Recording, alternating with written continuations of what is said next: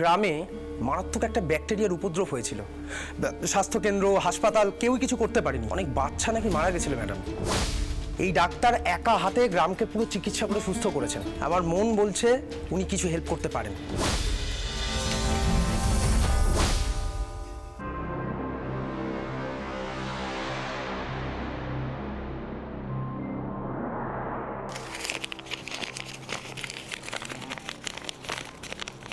আরে এই তো সেই লিফলেটটা। এক্স্যাক্টলি এরকম লিফলেট আমিও পেয়েছিলাম, আর পাওয়ার পর ইন্টারনেটে ডাক্তারের খোঁজও করেছি, কিন্তু উনি নাকি আড়ালে থেকে কাজ করতেই ভালোবাসেন। তুমি এনার ব্যাপারে জানো কাব্য? না, তেমন কিছু না ম্যাডাম, তবে শুনেছি কলকাতা থেকে ঘন্টা চারেক দূরে কোনো একটি গ্রামে নাকি উনি প্র্যাকটিস করেন, আর ওই গ্রামে মারাত্মক একটা ব্যাকটেরিয়ার উপদ্রব হয়েছিল।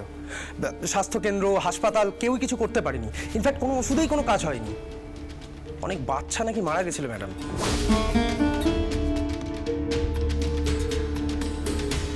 এই ডাক্তার একা হাতে গ্রামকে পুরো চিকিৎসা করে সুস্থ করেছেন। আমার মন বলছে ম্যাডাম, আমার মন বলছে উনি কিছু হেল্প করতে পারেন।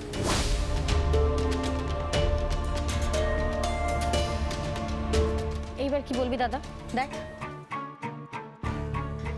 আচ্ছা ছাড়ো না, আমরা কেন এত কথা বলে সময় নষ্ট করছি? আচ্ছা ঠিক আছে, একটা চেষ্টা তো করতে পারি। যে নাম্বারটা দেওয়া আছে তাতে একটা ফোন তো করতে পারি। হতেই তো পারে যে সত্যি সত্যি হয়তো মা দুর্গা সহায় হয়েছেন, তাই জন্য আমরা এই ডাক্তারের খোঁজটুকু পেয়েছি। বেশ ঠিক আছে, আমি ফোন করছি, কিন্তু তোমাকে বলছি খুব বেশি আশা রেখো না। কাব্য, নাম্বারটা বলো তো। 8420।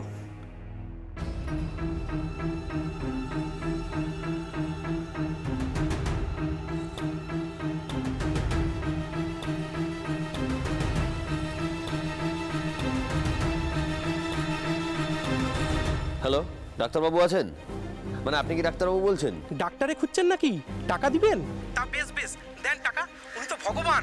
এমন ওষুধ বানিয়ে দেবে না, সব অসুখ বালাই বাপ বাপ বলে পালাবে। ওই দেখো, দেখেছো, ফোন করতেই টাকার কথা বলছে। তা আপনার স্যার টাকা কি জন্য চাই? মানে কি রিসার্চের জন্য টাকা চাই আপনাদের? ছ্যা ছ্যা, এই কথা বললে পাপ হবে গো। টাকার কথা তো আমি চেপেছি। ডাক্তারবাবু সব ওষুধ বিনা পয়সায় দেন, কিন্তু উনি তো ওষুধ পালা নিয়ে কত পরীক্ষা নিরীক্ষা করছেন, কত খরচ, আর সেই টাকা উনি পাবেন কোত্থেকে বলুন দেখি? বেশ ঠিক আছে, আপনাদের ডাক্তারবাবুর নাম কি? নাম নাম তো জানি না। তা উনি আমাদের ভগবান গো। এই নবগ্রামে একটাও মানুষ নেই যে ওনার নামে পেন নাম ঠোকে না। তা আপনাদের নবগ্রামটা কোথায়? আসবেন নাকি? আসুন আসুন, আপনি নিজে ডাক্তারবাবুর সঙ্গে এসে কথা বলে নেবেন। ঠিকানাটা লিখে নিন, সকাল সকাল আসবেন কিন্তু। নিন।